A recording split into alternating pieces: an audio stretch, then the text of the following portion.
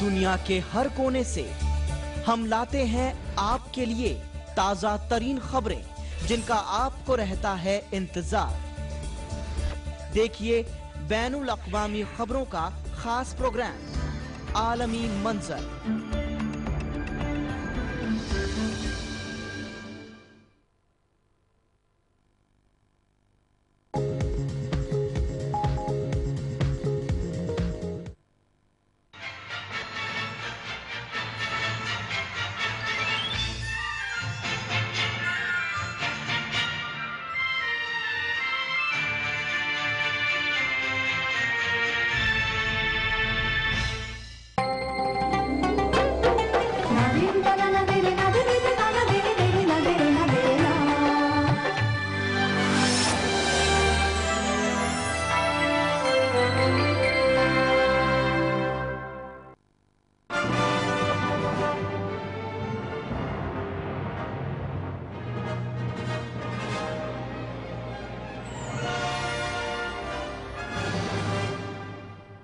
नाजरीन आदाब। ये वो देश है जहाँ पर पिज़्ज़ा जल्दी पहुँचता है और एम्बुलेंस बाद में, और ये वो देश है जहाँ पर एजुकेशन लोन के लिए अगर आप जाएं तो 12% में मिलता है, लेकिन यहाँ पर कार लोन आपको 5 से 6% पे मिलता है। हम ऐसे मुल्क में अगर मुद्दों को तलाश करें तो यहाँ पर कई ऐसे मसाइल हैं जिन मसाइल को हम देखकर उसको समझने की और उनको परखने की ज़रूरत है। और उन मसलों में एक सबसे अहम मुद्दा ये है कि सोशल जस्टिस का मुद्दा। मैं आदिल मोहम्मद आपके सामने एक ऐसा प्रोग्राम ETV की जानिब से ला रहा हूँ जिसका नाम है हम बदलेंगे देश बदलेगा।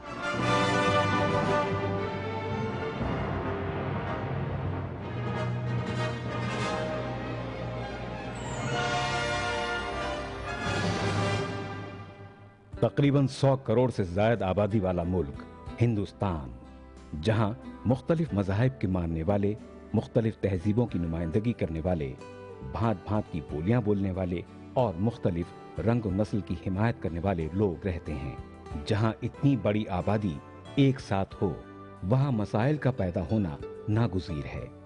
इन मसाइल के हल के लिए हमें खुद ही आगे आना होगा, अपने आप को और समाज को बदलना होगा।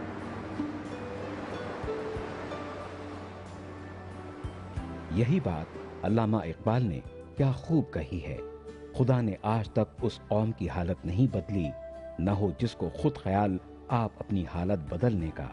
हम बदलेंगे, देश बदलेगा।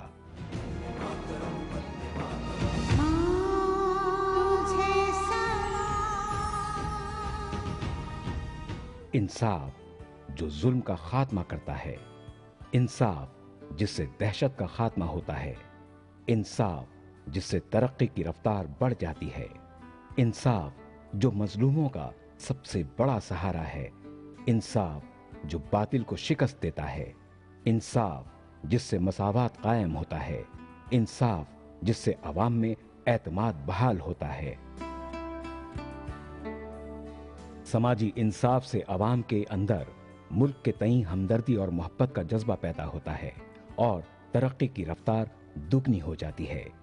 इसी अहमियत के पेश नज़र ETV उर्दू पेश करता है हम बदलेंगे, देश बदलेगा की सबसे अहम कड़ी, हर फर्द और समाज की बुनियादी जरूरत और वक्त की अहम पुकार, सोशल जस्टिस यानी समाजी इंसाफ। हमारे साथ हैं अजीज बरनी साहब, सीनियर सहाफ़ी, सहारा के ग्रुप एडिटर। हम उनसे पूछेंगे सोशल जस्टिस के बारे में। अजीज बरनी साहब, आप बताइए कि सोशल जस्टिस का ये मुद्दा इतना बड़ा, आप समझते हैं कि ये इतना बड़ा मुद्दा है? यकीनन ये इतना अहम और इतना बड़ा मुद्दा है कि अगर हम हिंदुस्तानियों के जहन में ये मुद्दा ना होता, इसकी अहमियत ना होती, तो शायद हम आज़ादी की जंग नहीं लड़ते। यही तो वो जज्बा था जिसने हमें ये एहसास दिलाया कि ये समाजी ना बराबरी का एहसास है जो हमें हाकिम और गुलाम जैसे दो अलग अलग सोच के साथ अपने ही मुल्क में रहने के लिए मजबूर कर रहा है। तो ये साफ की जंग थी जिसने इस मुल्क को आज़ादी दिलाई। और आज भी मैं ये महसूस करता हूँ कि जिस जज्बे के पेश नज़र हमने वो आज़ादी की जंग शुरू की थी, शायद हम हिंदुस्तानी अभी भी वो समाजी इंसाफ उस मायने में पूरी तरह हासिल नहीं कर पाए हैं। आप ये ऐसा क्यों कहते हैं कि वो समाजी इंसाफ हम हासिल कर नहीं पाए? मुझे मालूम है कि हिंदुस्तान में जब आज़ादी हुई थी, कई ऐसे सवाल उठाए गए थे जो आज़ादी के लिए जंग लड़ते थे ब्रिटिशर्स के साथ। उन लोगों ने ये आवाज़ उठाई थी कि हम जब आज़ाद होंगे तो हमारे पास सोशल जस्टिस होगा, हमारे पास इक्वल अपॉर्चुनिटीज़ होंगी। हम 63 साल में उस सोशल जस्टिस के मुद्दे को सही तरीके से निभा नहीं पाए। बेशक हमने बहुत तरक्की की है, बहुत मुआशरे में बदलाव आया है। हाँ। समाज की तब्दीलियों को हम नज़रअंदाज नहीं कर सकते। एक ज़माना वो था कि जब दलितों को वो हक हासिल नहीं था कि वो आलाजात के कुओं से पानी पी सकें, उनके मंदिरों में जाकर पूजा कर सकें। हमारी ख़वातीन को मज़हबी हुकूक हासिल नहीं थे। सती प्रथा इस देश में थी। औरतों को चाहे वो हिंदू हों या मुसलमान हों, घर की चारदीवारी में ज़्यादा कैद रहने को मजबूर किया जाता था। आज हम समझते हैं कि इस तरह की बातों से हम बहुत ऊपर उठ चुके हैं। ये इन महीनों में हमने वो समाजी इंसाफ बहुत हद तक हासिल कर लिया है। ये वोट के राइट के ज़रिए हुआ। ये बाबा भीमराव अंबेडकर ने जो एक रिजर्वेशन का सिस्टम दिया दलितों को ऊपर उठाने के लिए, ये बहुत माविन और मददगार साबित हुआ उनके समाजी इंसाफ हासिल करने में। मगर आज़ादी के फ़ौरन बाद जब हमें तक़सीम वतन से दो चार होना पड़ा, हमारा मुल्क दो टुकड़ों में बटा, बस वहीं से ये समाजी नाबराबरी की शुरुआत हुई। इस मुल्क को आज़ादी दिलाने में हिंदू और मुसलमान दोनों ने शाना बशाना साथ दिया था। दोनों अंग्रेज़ों के साथ लड़े थे। अंग्रेज़ हमारे नफ्सियात को, ख़ास तौर से मजहबी मामलात में हमारी नफ्सियात को बहुत अच्छी तरह जानते थे। इसलिए जाते जाते मज़हब के नाम पर हमारे मुल्क का बंटवारा करके गए, जिसने हमें सियासी तौर पर भी और समाजी तौर पर भी नाबराबरी का शिकार बना दिया। आज अगर की रिपोर्ट आप देखें तो चीख चीख कर इस बात का ऐलान करती है कि आज मुसलमान हिंदुस्तान में दलितों से भी कहीं पिछड़े हालात में पहुंच गया है। तो मैं कहना चाहूँगा आपके इस प्रोग्राम की मार्फत, जिसका उन्वान दिया है आपने, हम बदलेंगे देश बदलेगा, और ईटीवी को भी मैं इस बात के लिए मुबारकबाद पेश करता हूं कि उसने एक ऐसे प्रोग्राम का आगाज़ करने की कोशिश की है, एक अच्छी शुरुआत की है जो मुआशरे की सबसे बड़ी ज़रूरत को पूरा करने का शायद इरादा रखता है। लिहाजा हमें इस सिमत में सोचना पड़ेगा। अगर हम सच्चर कमेटी की रिपोर्ट को सामने रखें तो ये राजेंद्र सच्चर कोई मुसलमान शख्स नहीं है। ये राजेंद्र सच्चर किसी ऐसे तबके से ताल्लुक़ नहीं रखता जो खुद ऐसी सियासी नाबराबरी का शिकार रहा हो कि कहीं उसके दिल के किसी कोने से ये आवाज़ उठी हो कि अपना दर्द बयान कर रहा है, बल्कि उन्होंने बहुत वसीउल नज़री से पूरे हिंदुस्तान के हालात का जायज़ा लेकर एक सच्चाई सामने रखी है कि आज अगर देखा जाए मुल्क को तरक्की की राहों पर ले जाना है तो जिस तरह भीमराव अंबेडकर ने एक ऐसा रास्ता निकाला था कि दलितों को ऊपर उठने का मौका मिला, आज उसी मौके की ज़रूरत है मुसलमानों को। मैं आपसे पूछना चाहता हूँ, रंगनाथ मिश्रा कमीशन में 15% रिजर्वेशन की बात रंगनाथ मिश्रा ने रखी। वो 15% रिजर्वेशन माइनॉरिटीज़ के लिए है इंटैक्ट, जिसमें मुसलमान भी आते हैं, क्रिश्चियंस भी आते हैं, सिख भी आते हैं और दूसरे माइनॉरिटीज़ भी आते हैं। इसके साथ साथ एक ऐसा क्लॉज है रंगनाथ मिश्रा कमीशन में जिसमें यह कहा जाता है कि 10% of the reservation should be exclusively मुसलमानों के लिए रिजर्व होना चाहिए। रंगनाथ मिश्रा कमीशन का जो रिकमेंडेशन है, उस रिकमेंडेशन के बाद आपको लगता है कि हिंदुस्तान में minorities will be on par with the majorities in coming times, may be in another 10-15 years time? देखिए, 250 साल पहले तक जो कौम इस मुल्क पर हुकूमत करती रही 400 बरस, आज अगर उसी कौम को उसी मुल्क में जहां उसने हुक्मरानी का एक लंबा दौर देखा है, उसके लिए सच्चर कमेटी कायम करने की ज़रूरत पड़ती है, रंगनाथ मिश्रा कमीशन कायम करने की ज़रूरत पड़ती है, ये जानने के लिए कि ये इस हद तक पसमानदगी के हालात में क्यों चले गए, तो आपको अपने सवाल का जवाब मिल जाता है। दूसरी बात आपने कही कि 15% रिजर्वेशन की बात रंगनाथ मिश्रा कमीशन ने सामने रखी है, और जब उस माइनॉरिटी की बात करते हैं, जब उस अक़लियत की बात करते हैं, तो उसके अंदर सिख भी हैं, उसके अंदर ईसाई भी हैं, उसके अंदर दीगर तबक़ात के लोग भी हैं। मगर जब हम माइनॉरिटी की बात बड़े पैमाने पर करते हैं तो इससे मुराद सिर्फ एक ही होती है कि हम मुसलमानों के ताल्लुक़ से बात कर रहे हैं। अगर हम हिंदुस्तान की आबादी के दो बड़े हिस्से करें, एक मेजॉरिटी जिनमें हम हिंदू भाइयों को मानकर चलते हैं और एक माइनॉरिटी जिनमें हम मुसलमान भाइयों को मानकर चलते हैं, मगर साथ ही जब बेनिफिट्स का मामला आता है, माइनॉरिटीज़ के नाम पर जितने भी हुकूमत हिंद ने ऐलानात किए होते हैं उनका एक बड़ा हिस्सा उन लोगों तक पहुंचने के बजाय माइनॉरिटी के नाम पर उन तक पहुंच जाता है जिनका जिक्र अभी आपने किया। मैं इसके खिलाफ नहीं हूं, यकीनन माइनॉरिटी होने के नाते उन्हें भी हक हासिल है उन तमाम फ़ायदों को, उन तमाम मराहत को हासिल करने का, मगर वो उस माइनॉरिटी की जो सबसे बड़ी मेजॉरिटी है शायद उसे पूरी तरह अपना वाजिब हक नहीं मिलता। हिंदुस्तान एक ऐसा मुल्क है, बहुत लंबी सफ़र के बाद 60 साल चलने के बाद हिंदू और मुसलमान एक ऐसे मोड़ पर ठहरे हुए हैं जहां पर एक इत्तेहाद भी है और आगे नज़र आता है कि मुस्तक़बिल में बहुत कामयाबी रहेगी दोनों कम्युनिटीज़ के लिए। आप मुझे ये बताइए कि हम एक मेजॉरिटी कम्युनिटी के साथ माइनॉरिटीज़ जब रहते हैं तो मेजॉरिटी कम्युनिटीज़ के कंट्रीब्यूशन में मुझे लगता है कि माइनॉरिटी के बेहतरी के लिए, माइनॉरिटीज़ के अपलिफ्टमेंट के लिए, माइनॉरिटीज़ को on par with the other majority communities और अदर कम्युनिटीज़ लाने के लिए हर इंसान को बराबर का हक़ मिले, वो हर चीज़ को उसी तरह हासिल कर सके जैसे मेजॉरिटीज़ हासिल करते हैं, इसमें कोई रुकावट नहीं है। आपको ऐसे क्यों लगता है कि कहीं पे नाइंसाफ़ी बार बार होती है? मेरा इशारा था हुकूमतों की जानिब और मैं किसी एक सियासी पार्टी की जानिब भी इशारा नहीं कर रहा था, इसलिए कि जब आप 63 बरस की बात करते हैं तो इस दरमियान तकरीबन तमाम सियासी पार्टियों को जिनका भी अहम वजूद है उन्हें मौका मिला है कि वो अपने अपने वक्त में हुकूमत बनाएं और जो बेहतर कर सकते हैं करें। यकीनन उन्होंने नहीं किया है, तभी तो आज ये कहना पड़ रहा है कि सियासी नाबराबरी के हालात हमारे मुल्क में हैं और मुसलमानों को इसका ज़्यादा शिकार होना पड़ता है।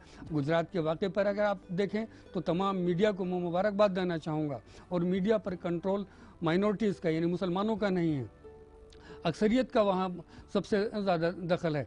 मगर जिस तरह उन्होंने आवाज़ बुलंद की गुजरात फसादात को लेकर, जिस तरह वो हक़ाइक़ को सामने लेकर आए, मुबारकबाद के मुस्तहिक़ हैं इस मुल्क के हिंदू हजरात भी और मीडिया भी। जिस तरह 26/11 पर एक तरफ ये मुल्क खड़ा था कि पाकिस्तान पर हमला हो और हमने आँख बंद करके अमेरिका की जानिब से आने वाली रिपोर्ट्स को ही सबसे ज़्यादा अहमियत दी थी। ऐन मुमकिन था कि उसी वक्त ये पाकिस्तान पर हमला हो गया होता और जो डेविड कोलोमन हेडली का नाम बाद में सामने आया था वो कभी नहीं आता।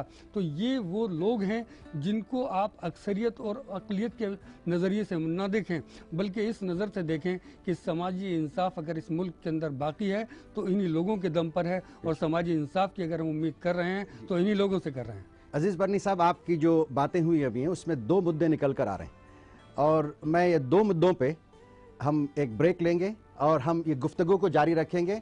अजीज़ बरनी साहब, बहुत शुक्रिया, हम ब्रेक लेकर वापस होंगे।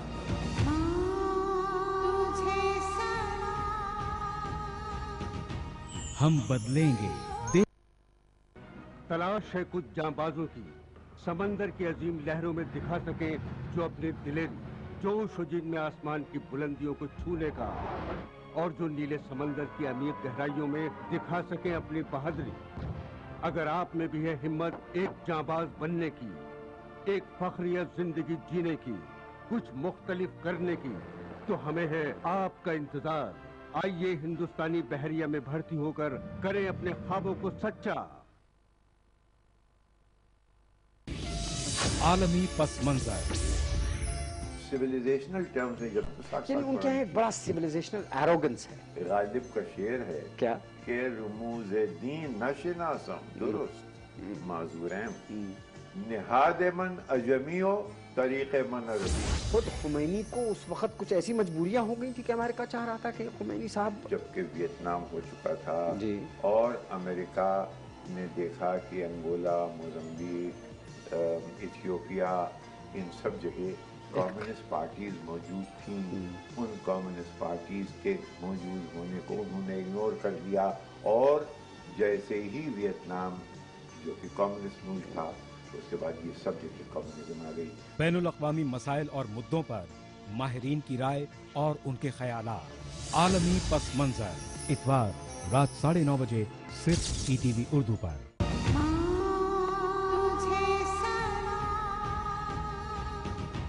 हम बदलेंगे, देश बदलेगा। Welcome back. अजीज बर्नी साहब, आपसे मैं कह रहा था कि ब्रेक पे जाने से पहले कि हमारे पास दो मुद्दे निकल कर आ रहे हैं। इसमें एक जो मुद्दा है वो है दलित का मुद्दा। आपने कहा दलितों के पिछड़ेपन, बाबा साहब अम्बेडकर की बात आपने की, और दूसरा मुद्दा है जो मसाइल मुसलमानों के हैं। देखिए, हिंदुस्तान में 100 करोड़ हिंदुस्तानी हैं, उसमें हिंदू भी है, मुसलमान भी है, सिख भी है, ईसाई भी है, हिंदुओं में दलित भी है, पिछड़े भी हैं और फॉरवर्ड कास्ट भी हैं। आप ये जो लंबी लंबी कतारें होती हैं, कहीं पे राशन कार्ड के लिए लंबी कतार होती है, कहीं पे केरोसिन के लिए लंबी लंबी कतारें होती है। कोई अमीर आदमी तो कभी कतार में ठहरते हुए आपको नज़र नहीं आता, लेकिन जो लंबी कतारें होती हैं उनमें खड़े रहने वाला हिंदुस्तानी ही होता है। वो हिंदू भी होता है, मुसलमान भी होता है, वो सिख भी होता है, वो क्रिश्चियन भी होता है। तो इसमें ये जो मुश्किल में लोग हैं हिंदुस्तान में, जो 65 से 70% लोग मुश्किल में हैं, इनमें कोई ऐसा तो नहीं है कि मज़हब की वजह से ये पिछड़े हैं। तो हम बार बार इस बात को जोर क्यों देते हैं कि सिर्फ मुसलमानों के साथ नाइंसाफ़ी हुई है? मुसलमानों के साथ अगर नाइंसाफ़ी हुई है, या क्रिश्चियंस के साथ नाइंसाफ़ी हुई है, या सिख्स के साथ नाइंसाफ़ी हुई है, क्या आप ये कहेंगे कि हिंदुओं के साथ सिर्फ इंसाफ़ी हुआ है? अभी आपने रंगनाथ मिश्रा कमीशन का जिक्र किया, जी हाँ। आपने जस्टिस राजेंद्र सच्चर कमीशन का जिक्र किया। ये क्या फाइंड आउट करने के लिए, क्या जानने के लिए ये कमीशन सरकारों की जानिब से कायम किया गया? आप मुझे कोई एक ऐसा कमीशन बताइए जो मेजॉरिटी की परेशानियों को, उनकी समाजी नाबराबरी को जानने के लिए, उनकी पसमानदगी को समझने के लिए कायम किया गया हो। अगर हुकूमत खुद ये महसूस करती है कि ऐसे कमीशन कायम करने की ज़रूरत अक़लियतों के लिए है, जो किसी तरह से आज उस मकाम पर नहीं है जिसे तरक्की का वो दर्जा कहा जा सके जिस पर मुआशरे में दूसरे लोग हैं, तभी ये कायम किए गए ना। मैंने दलितों की मिसाल इसलिए दी कि 1000 साल पहले की तारीख जब मुल्क की हम उठाकर देखते हैं तो वो इसी सियासी नाबराबरी का शिकार थे, जिसका जिक्र राजेंद्र सच्चर ने अपनी रिपोर्ट में किया कि आज मुसलमान उससे भी निचले दर्जे पर चले गए हैं। हमारे लिए ये फ़ख्र की बात है, इत्मीनान की बात है, इस मुल्क की तरक्की और खुशहाली की बात है। हम किस सिमत में गामजन हैं, इसे देखकर हम बहुत मुतमईन हैं कि हम एक इंतहाई खूबसूरत मुल्क में रहते हैं कि जहां हज़ारों साल पहले दलित, जो बहुत ही पिछड़ा हुआ तबका था, आज वो इस दर्जे पर पहुंच चुका है कि हिंदुस्तान की सबसे बड़ी रियासत की वज़ीर आला, और वो भी अपने दम पर चुनकर आने वाली, अपनी पार्टी को जिताकर लाने वाली वज़ीर आला मायावती हुकूमत कर रही हैं। लोकसभा की स्पीकर मीरा कुमार वो एक दलित तबके से ताल्लुक़ रखती हैं। अगर जब इस पैरामीटर को सामने रखेंगे, जब आप ये देखेंगे कि पार्लियामेंट में आज दलितों की नुमाइंदगी, उनकी आबादी का कितना फ़ीसद है, आज जब ये देखेंगे कि पार्लियामेंट में मुसलमानों की नुमाइंदगी, उनकी आबादी का कितना फ़ीसद है, जब आप ये देखेंगे कि कितने मुल्क के बड़े ओहदे दलितों के पास हैं, कितने बड़े ओहदे मुसलमानों के पास हैं, उन्हें सरकारी नौकरियों में, मुलाजमतों में वो मकाम किस दर्जा मिल रहा है, काबिलियत की कमी नहीं है। कश्मीर के एक शख्स ने IAS को टॉप करके ये बताया कि सलाहियत ऐसा नहीं है कि किसी मखसूस फ़िरक़े या मखसूस तबके के पास ही है, वो सब के अंदर है। कहीं ना कहीं इस सिस्टम के अंदर कुछ तो ऐसा है जिसे समझने के लिए ये कमीशन कायम किए जाते हैं, जिसे समझने के लिए हमारी हुकूमतें सोचती ज़रूर हैं मगर क्या अमल भी करती हैं। ये इन तमाम कमीशंस ने सिर्फ मर्ज़ की तशख़ीस की है, सिर्फ ये हमको बताया है कि मुसलमानों तुम फ़लाँ मर्ज़ के शिकार हो। अभी इलाज के बारे में किसी भी सरकार ने कुछ भी नहीं किया है। हाँ, ये कह सकते हैं कि अब तक तुम मर रहे थे, तुम्हें मालूम नहीं था तुम किस बीमारी से मर रहे हो। आज हमने 2 डॉक्टरों को सामने रखा, वो तुम्हें ये बता सकते हैं कि तुम फलां बीमारी से मर रहे हो, मगर तुम्हें ज़िंदगी देने का कोई सामान आज भी हमारे पास नहीं। इसमें कई चीज़ें निकल के आ रही हैं। एक बात आप इसमें कश्मीर का जिक्र कर दी। ये कैसे भूल सकते हैं कि कश्मीर हिंदुस्तान का एक हिस्सा है और कश्मीर में रहने वाला हिंदू, मुसलमान, ब्राह्मण, हर फ़र्द जो है हिंदुस्तान का मुकम्मल हिस्सा है। उसके बावजूद वहाँ की जो मसाइल हैं हिंदुस्तान के मुसलमानों से और हिंदुस्तानियों से अलग हैं। आप ये समझते हैं? एकदम अलग है। कैसे है? कैसे कश्मीर अगर देखा जाए तो आज हिंदुस्तान में सियासी नाबराबरी का सबसे ज़्यादा शिकार खित्ता है। उसे बहुत अच्छी तरह देखना होगा। हमने ये कब कहा کہ کشمیر ہندوستان کا حصہ نہیں ہے، لیکن ہمیں ہمیشہ یہ بھی ذہن میں رکھنا ہوگا کہ کشمیر ہمارا ہے، کشمیری ہمارے ہیں۔ جب ہم یہ فرق کرتے ہیں کہ زمین کو تو ہم اپنا مان کر چلتے ہیں، اس زمین پر رہنے والوں کو ہم اپنا مان کر نہیں چلتے، تب یہاں اس بات کی شکایت پیدا ہوتی ہے کہ وہ جو انسانی حقوق ہیں جس کے وہ حقدار ہیں شاید اس کی خلاف ورزی ہو رہی ہے۔ کون سا دباؤ تھا کشمیریوں پر اس وقت جب ملک کی تقسیم عمل میں آئی؟ کون سی مجبوری تھی ان کے ساتھ کہ انہوں نے اپنے لیے ایک الگ ملک کی ڈیمانڈ نہیں کی، انہوں نے اپنے ایک الگ وجود کی بات نہیں کی، انہوں نے پاکستان کے ساتھ شامل ہونے کی بات نہیں کی، انہوں نے محمد علی جناح کے مقابلے میں زیادہ پسند کیا، زیادہ بھروسہ کیا پنڈت جواہر لال نہرو پر۔ اس کی وجہ تھی یہ کہ وہ قبائلیوں کے ان حملوں کو پسند نہیں کرتا تھا جو آزادی کے فوراً بعد ان پر کیے جانے لگے تھے، اور اس بات کا اندیشہ تھا، شک تھا یا یقین تھا کہ ان حملوں کے پیچھے پاکستان ہے۔ وہ اس زیادتی کو برداشت نہیں کر سکتا تھا۔ آج اسی بات کو، اسی نفسیات کو، اسی ذہنیت کو ہمیں سمجھنا ہوگا کہ جس کشمیری نے مذہب کے نام پر بٹے ہوئے ملک میں اپنے اکثریتی طبقے کے دباؤ کو نہیں برداشت کیا، آج اگر ہمیں کشمیر کو اپنا ماننا ہے تو ان کے دلوں کو جیت کر ماننا ہے۔ ان کی آزادی کا مطلب یہ کیوں مانا جائے کہ وہ علیحدگی کی بات کر رہے ہیں، جب ہم اپنے ایک بچے کو اپنے گھر میں قید کر دیتے ہیں، اپنے ایک خاندان کے فرد سے اس کے حقوق کو چھین لیتے ہیں۔ ہم جس ملک میں رہ رہے ہیں، ہم نے اس کی تاریخ کو بہت اچھی طرح سے پڑھا ہے۔ اگر آج کشمیری یہ سوال کرتا ہے میرے دروازے پر یہ فوجی کیوں ہیں، اگر یہ ریاست کے تحفظ کے لیے ہے تو اس کو سرحد پر ہونا چاہیے، اسے میرے دروازے پر کیوں ہونا چاہیے؟ ایک بات کو آپ کو ماننا پڑے گا کہ ہندوستان کی گورنمنٹ کشمیر کے لیے اسپیشلی ایک پیکیج کے تحت اس کو ہمیشہ سپورٹ کی۔ وہاں ایسا لگتا ہے کہ وہاں کے جو you can say the political parties or you know whoever were in power وہ لوگ اس کا ڈسٹریبیوشن پراپرلی ان غریب لوگوں میں، ان کشمیریوں میں، چاہے وہ برہمن ہو چاہے وہ مسلمان ہو، ان میں نہیں کیے۔ اس لیے there is some dissatisfaction in Kashmiris that evolved and it has become a big issue. Maybe it's true. عادل صاحب، مجھے نہیں معلوم کہ آپ کشمیر کتنی مرتبہ گئے ہیں، آپ نے کشمیر کے حالات کا کتنی گہرائی سے جائزہ لیا ہے۔ میں 12 کشمیر گیا ہوں، گن کر نہیں بتا سکتا۔ میں گزشتہ جون میں بھی میں کشمیر میں تھا، کشمیر میں صرف شری نگر میں نہیں، آس پاس کے علاقوں میں بھی میں گیا تھا۔ وہ پیکیج جو حکومت دیتی ہے، اس پیکیج کا فائدہ کس طبقے تک پہنچتا ہے یہ بھی ہمیں جاننے کی ضرورت ہے۔ اگر 1000 کروڑ روپیہ کشمیر کو دے دیا جائے اور اس میں 9900 روپیہ وہاں ڈیفینس کے پاس خرچ ہو جائے، ملٹری کے اوپر خرچ ہو جائے، تو آپ کیا سمجھ سکتے ہیں کہ یہ ان 1 کروڑ کشمیریوں کو اس کا کوئی فائدہ پہنچا ہے؟ ہمیں ان باتوں کو دیکھنا ہوگا کہ کیا پیکیج، کیا صرف پیسہ؟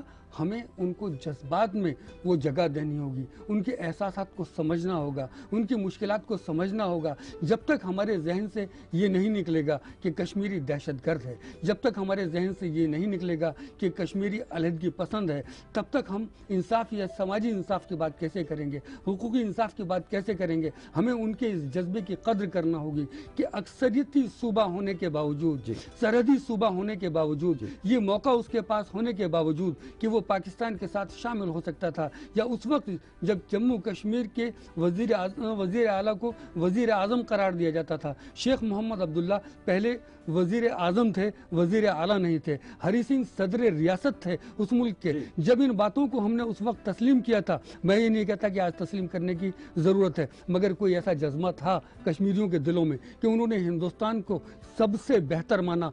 آج بھی میں مانتا ہوں کہ ان کے دلوں میں وہ جذبہ ہوگا، مگر کچھ نوجوان اس سے ہٹ کر سوچتے ہیں، تو ہمیں ان کے دلوں کو جیتنا ہوگا، ان کو پیکیج نہیں دینا ہوگا، انہیں خود کفیل بنانا ہوگا، انہیں اس راہ پر چلنے کا موقع فراہم کرنا ہوگا جس پر چل کر وہ خود کفیل ہو سکے۔ ہم ایک بریک لیں گے اور ہم یہ گفتگو کو جاری رکھیں گے۔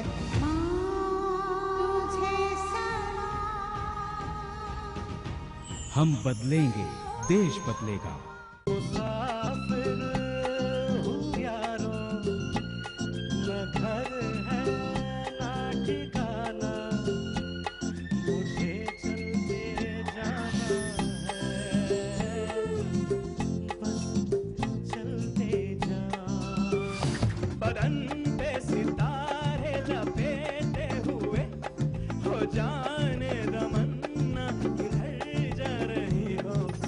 چلے جا golden age of Hindi retro. दुनिया है मेरे पीछे लेकिन मैं तेरे पीछे. वो दिलकश नगमे जो पुरानी यादों को ताज़ा कर दे. कोरा कागज था ये मन मेरा, बस गया प्यार जिसमें तेरा. ये क्या हुआ, कैसे हुआ, नगमों और मौसीकी के मतवालों को ETV उर्दू का सलाम. एक शाम. ओ छोड़ो ये न सोचो. सिर्फ ETV उर्दू पर. बच्चा ना होने की वजह हमेशा और के बारे में हम बातचीत करेंगे इस जुमेरात प्रोग्राम आदाब डॉक्टर. स्पर्म काउंट अगर कम हो तो फिक्र करने का कोई जरूरत नहीं है, उसके लिए होम्योपैथी में इलाज है. डायल कीजिए 040-233-13820 और 233-13380. आदाब डॉक्टर इस जुमेरात शाम 5 बजे सिर्फ ETV उर्दू पर.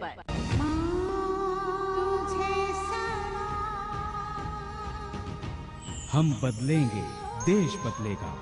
हिंदुस्तान में और कई मसाइल हैं, सिर्फ सोशल जस्टिस का मसला नहीं है. तो हम ये जो प्रोग्राम है हम बदलेंगे देश बदलेगा, इस प्रोग्राम के ज़रिए से हम आवाम तक, हिंदुस्तान के आवाम तक अपनी बात को इस तरीके से पहुंचाना चाह रहे हैं कि हमारे पास जो मसाइल हैं उन मसाइल को एक एक कर कर हम उस पर डिस्कस करें, उसमें हल तलाश करने की कोशिश करें ताकि हम बदलें और देश भी बदले और आवाम इसमें उसके हिस्सेदार बने. मैं आपसे ये पूछना चाह रहा हूँ कि हिंदुस्तान में कौन से ऐसे मसाइल हैं जिनको हम इस प्रोग्राम के ज़रिए से हिंदुस्तान के आवाम तक ले आना चाहिए. मैं मुबारकबाद पेश करूंगा आपको कि आपने जिस मौजू से आपने प्रोग्राम की शुरुआत की है ये आज का सबसे अहम मसला है. जब हम सोशल जस्टिस की बात करेंगे तो हम इसके बाद दीगर मसाइल पर अपने आप एक बेहतर कदम उठाने की कोशिश करते रहेंगे और सिमत में आगे बढ़ते रहेंगे. अब रहा सवाल इसका कि हम शुरुआत कैसे करें, कहाँ से करें. पड़ोसी मुल्क है हमारा पाकिस्तान. अंसार बरनी का आपने नाम सुना होगा. उन्होंने अपने मुल्क में एक तहरीक शुरू की सोशल जस्टिस को लेकर. उन्होंने कश्मीर सिंह को एक ऐसे कैदी को आज़ाद कराने का फैसला किया और इसमें उन्हें कामयाबी हासिल हुई. इसी तरह की कोशिश अगर हिंदुस्तान में की जाए. मैं एक सहाफ़ी हूँ, मैंने कोशिश की, मुझे तिहाड़ जेल से ख़त मिला आरिफ नाम के एक नौजवान का. मारिफ नाम के दो अलग अलग नौजवान थे ये, कि उनको गलत फंसाया गया है, वो मुलजिम नहीं है. मैंने उनकी आवाज़ को आगे बढ़ाकर हुकूमत हिंद तक पहुंचाने की कोशिश की. वो दोनों बाइज्जत बरी हुए. इसी तरह वासिफ का मामला था अली कानपुर का, वो भी जेल में बंद था, उसके मामले को मैंने उठाया. तो जब हम सोशल जस्टिस की बात करते हैं, जहां मैंने अंसार बरनी का जिक्र किया और जहां मैंने कुछ और मिसालें आपके सामने रखी, वहीं मैं ये भी कहना चाहूँगा यही आखिरी कड़ी नहीं है सोशल जस्टिस की. मेरा सवाल अपनी जगह कायम है. अगर तिहाड़ जेल में 12 बरस की सज़ा काटने के बाद वो बेगुनाह छूट गया तो जिसने 12 बरस उसकी ज़िंदगी को जेल की सलाखों के पीछे रहने के लिए मजबूर किया, वो क्या मुजरिम नहीं है? नाजरीन, आपके सोच और आपके दिए हुए मुद्दे आप हमको भेज सकते हैं www.adilmohd.in मेरे ब्लॉग पर. मैं फिर रिपीट करता हूं www.adilmohd.in. इस पर आप जाने के बाद जो इस प्रोग्राम का उन्वान है हम बदलेंगे देश बदलेगा, इस आर्टिकल के नीचे कमेंट सेक्शन में आप लिख सकते हैं. और फेसबुक पे भी आप अपने सुझाव दे सकते हैं. उन सुझावों को और उन बातों को हम ज़रूर हमारे प्रोग्राम का हिस्सा बनाएंगे और कोशिश करेंगे कि हिंदुस्तान में वो बदलाव आए जो हम चाहते हैं.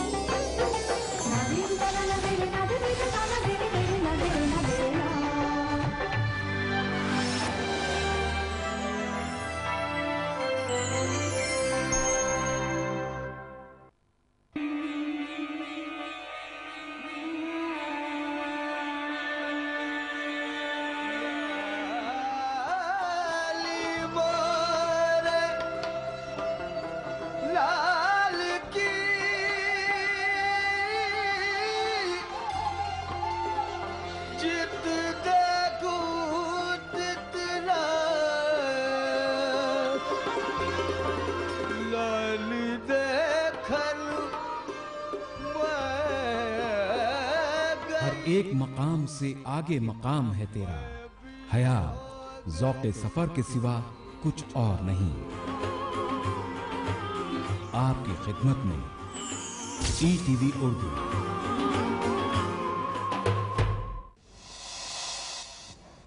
مس جوہی، بزنس کے فیصلے جذبات سے نہیں کیے جاتے۔ یقیناً یہ بات آپ سے بہتر اور کون سمجھ سکتا ہے۔ جوہی جمعرات تا سنیچر دوپہر 1 بجے صرف ETV اردو پر۔ ETV اردو پر اگلا پروگرام عالمی منظر کو پیش کرنے میں تعاون کر رہے ہیں ارتھ کون کنسٹرکشن پریزنٹس نوئیڈا ایکسٹینشن میں کیسا رائل فیز 2۔